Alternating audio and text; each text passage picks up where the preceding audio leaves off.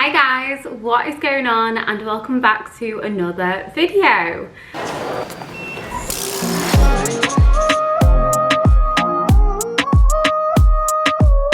Now I'm filming this video on a little bit of a whim actually. I never film in the afternoon.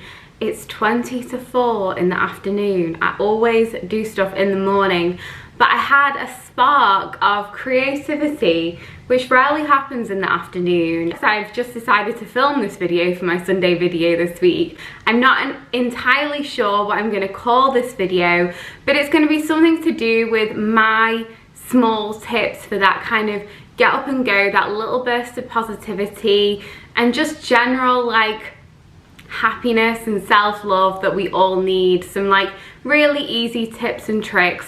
Some of these things will be part of my morning routine video. So like I said in my last video when I directed you to my morning routine, I know you guys found it very useful, and don't worry, I will be filming my evening routine soon. I just feel like I haven't got that as down as my morning routine, so I just want to make sure it is down. If I'm squinting here guys, it's because the sun wasn't out and now it's decided to come out. We've been tricky here the last few days. It was the worst storm that I've ever seen in my life yesterday. Like lightning was so close, and you know, you can tell, I don't know whether it's an old wives' tale, but you can tell how close the storm is to you, how quickly the thunder comes after the lightning. Comment below if that is not true. I mean, I can't say it as a fact.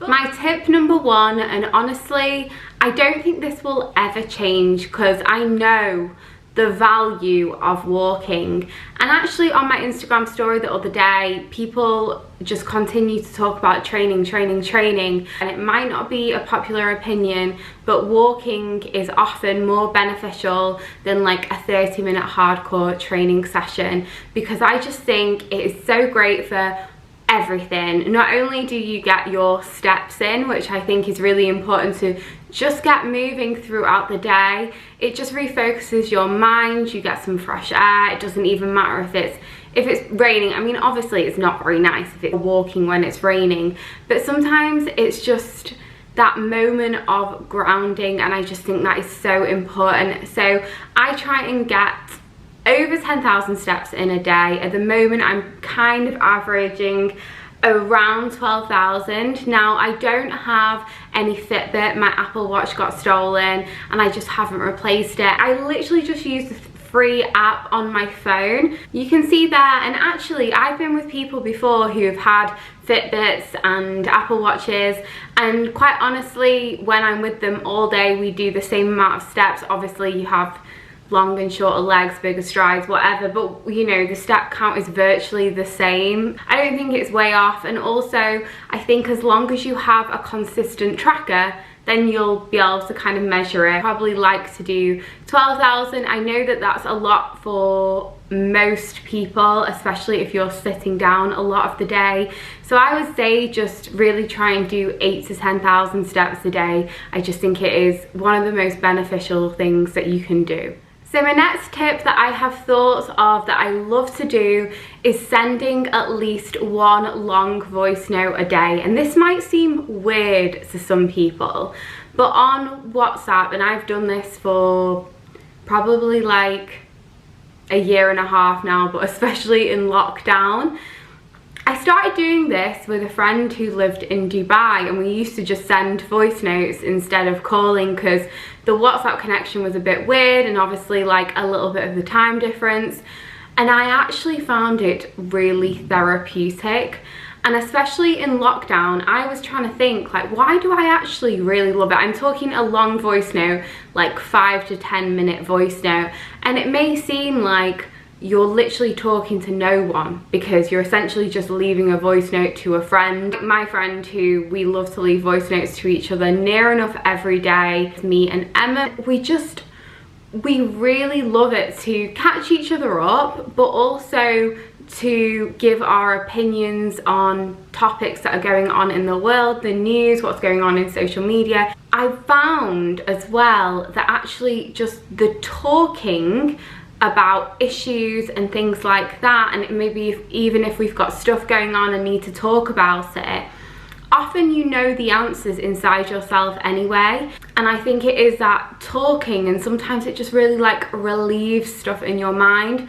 So I know it's a bit of a weird one, but honestly, hear me out on this.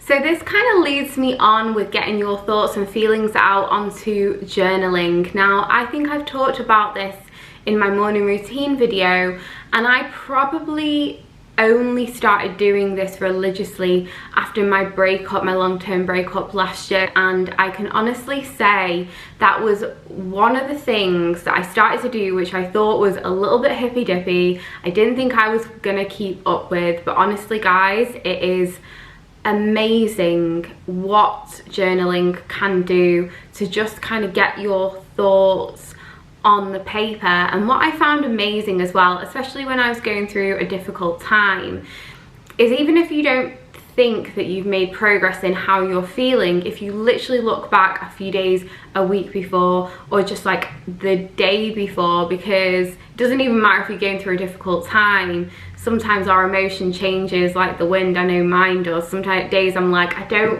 nothing's gone on, nothing's happened differently, but I feel so much different than the day before, and I don't know what's happened. And I think it's like that reassuring thing that you know that emotions come and go in waves. Nothing stays still, nothing is permanent if you're unsure about how to start. But I would just get an A3 pad, an A4 pad, and write what's on your mind. And sometimes when you think, I'm not sure what's on my mind, and you just write, and then sometimes it just all comes out. So I would just like free write. And then if you want to be more structured about it, you can look at getting a mindset journal, or there's loads of resources online if you want more about journaling. My next little small game-changing thing is podcasts and audiobooks. Now, I have never been an avid reader of a book. I can't get into it. I don't know about you. It's the type of learner that I am, that I can literally flick through pages and I'm going and I feel like I'm reading, and then I'm like, I don't know what's happened. My mind has gone somewhere else. And the time changed for me with audiobooks and podcasts, because I was able to passively listen to them. And especially I think living alone as well, and sometimes you're in a room and it's silent, and I am an introvert, like we know that, I've talked about that so much before. So I do not mind being alone. I actually really love my own company a lot of the time, but there are times when if your thoughts are racing and everything is silent, it just feels like, ugh, I'm on my own here, like I just need a bit of noise. And often I like to listen to music, but more often than not, I think podcasts and audiobooks in the background are really good for just passive learning anyway. If you have like an hour-and-a-half podcast that you wouldn't necessarily like continuously listen to without doing anything else, I actually find that I can retain a lot of that information. And especially in the morning as well, when our brains are just waking up, that's when our brains are like most switched on to the thoughts and feelings that we give them. The next thing I would say you can do for yourself really easily is edit your feed. I don't follow that many people anyway on my Instagram, but the people I was following, I was like, I don't have any connection to this person.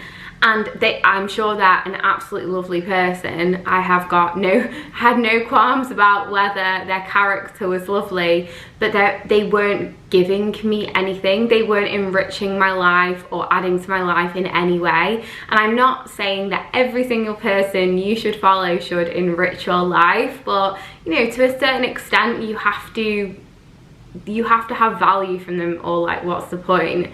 And I was finding I was following a lot of people who were like, you know, 21-year-old 6'4" models who took great pictures, like really amazing edited pictures, but then like the caption was like a sunflower emoji, and you know, it's not giving me anything except for me thinking my legs are never going to be that long. I honestly feel like when we're stalking social media, or when we're aimlessly scrolling social media, that is often when unconsciously we get in a weird headspace, like people are doing more than me, because that's what our mind does. It wants to like cling on to a little bit of negativity and angst.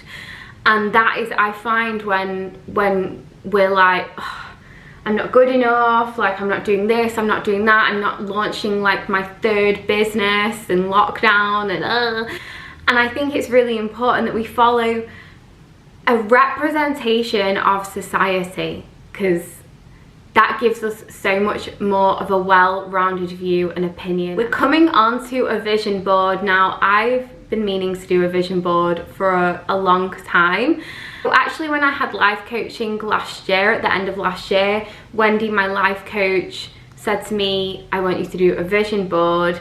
And so I got a cork board and I was going to, you know, cut out images and things like that, and then I just didn't do it. And I still haven't done it, and the cork board is still in the boot of my car. I'm not even joking. I hope she's not watching this. I will do a cork board one day, but sometimes, because we don't really have magazines anymore, I know that you could print out from, I don't know, Google or something like that. But for me, I'm just kind of an instant kind of gal, you know. I just want something that's there, that's ready. And so I used Canva, and I went on Pinterest and I created a vision board, and I love it. And so I've saved it to my desktop. For me, my dream house would have this, will have, changing the wording then, will have this amazing kitchen with an island, and it'll have this really nice open green space at the back. And sometimes our mind goes, well, you're not going to achieve that, you know, you're not going to do that. But I would say to you, like I say to myself, we're going to put it on there, because there is so much power in visually looking at something every single day. It's got things like, you know, travel, more things with friends. It's got like a podcast. Look how I'm saying it. A podcast mic, because I really want to start that. I am going to start that. I catch myself saying things and it's different wording. We need to word things differently. I think it took me about an hour, and then it was like a Friday night and I was painting my nails at the same time. I really got into it. So I would definitely say do a vision board. So the next point I've got written down is batch cooking meals. Now, this isn't to say, like when I was doing competition prep, when I was meal prepping every single meal and it was like turkey and cold Brussels sprouts, I'm not even kidding, and then I left it there for like 3 days. This isn't that, but especially if you just live with one other person, I suppose you could definitely do this with a family, but I know for me, living alone, what I like to do is make a big batch of a stew, I suppose. It's a stew of like protein, so I use like a lean meat, typically like a turkey or chicken. I add some pulses like beans, I add chickpeas, loads and loads of veggies, loads of seasonings, spices, like a tomato sauce. I find having something that you can literally just heat up for like 3 minutes in the microwave that you know has so much goodness in. I maybe will add like a little bit of feta or put some rice with it or something like that, depending on how I'm feeling. But either way, you have something so nutritious, so easy to cook. And I know for me, at the end of the day, I'm just a bit like, oh, I'll just get something snacky. And I know that actually having this batch cooked, really nutritious, really like yummy and filling meal, that I know that that will make me feel good from the inside out, and also just help me with my overall physique goals as well. And you know, that's what we want to. My next point is having a switch off routine at night. So 7:30 is my normal switch off point, that I try not to look at my phone, especially social media, scrolling. I try and switch off from any work stuff that I'm doing as well. Not only will this give you a better sleep routine, it will actually give you a cut-off point, because I know a lot of people are still working from home at the moment. Some have gone back to work, but if you're working from home, I found, especially at the start of lockdown, there is almost like if you go to a place of work or go out somewhere, that is almost like the start point, and then you come back and that's the end point. But because there's no start and end point, you're just like in your house, then it's really easy to just plod along with no aims, no goals, anything like that. You just keep on going till the end. But you need to have a break from actually thinking about work, whether that's like answering emails like into the night, into the evening. And sometimes, I think this is on a separate note, that we're made to feel like we're needed all the time. That's what people do, you know, on a subconscious level or even consciously, that we're made to feel like that we're this valuable person that we need to give an instant response. But actually, that is never the case, because this applies to any work and walk of life. You are never that important, and no one cares that much that you answer instantly. So it's really important that you have a proper switch off routine. What I like to do when I have my switch off routine, I like to have it before I have my dinner. So that's like almost my enjoyment after I switch off. And then I typically have a bath, I put a candle on, I'll do a bit of stretching, or I'll just watch something on Netflix. So this is going to be my second to last point, just before you have your switch off routine, and it will probably take 5 minutes in the evening, but honestly it will benefit you so much more than the 5 minutes that you're spending doing that the day after, in like waking up feeling like confident, less anxious. And that is writing down your to-do list for the next day. Instead of using the morning frantically thinking and disturbing our usual morning routine, if you have that breakdown of what you're going to do in the day from the night before, and it's just like on your desk, on your place of work, or just where you see it in the morning, honestly, it just makes you feel so much calmer and just more together, and not like you're chasing your tail or procrastinating. And if you want to go a step further, occasionally, well, sometimes I like to do this, but it does keep me more on track if I time block my time. So even things like having a shower, that's like 7 till 7:30, and also giving yourself a lunch break, because I know that, you know, I can spend half an hour just doing this and then I'm like, oh, where's that half an hour gone? So even if you give yourself some time for social media scrolling, that's your time blocking in the day. So my last point is that most of us should do our most important tasks and our most mind focusing tasks at the start of the day. So first of all, so the biggest tasks, the ones that you're kind of putting off, I would say definitely the start of the day is the best time to do it. Apparently, I read somewhere that your more creative tasks are better to be done later on in the day, and that is because you're typically a little bit more tired, and your brain being a little bit more relaxed helps you be more creative. But you're more like mind focused, let's get stuff done, really thinking tasks, those are supposed to be done at the start of the day. And I also think it just makes you feel more relaxed, because if I leave stuff throughout the day, it's always on my mind. Guys, I really hope you enjoyed this video. It was kind of on a whim, and actually, you know what I said in my last point about being more creative in the afternoon? I feel that's a bit of me. So I really hope you enjoyed this video. If you did, please make sure you subscribe and give it a thumbs up. Oh, and until next time, guys, I will see you in the next video. Bye.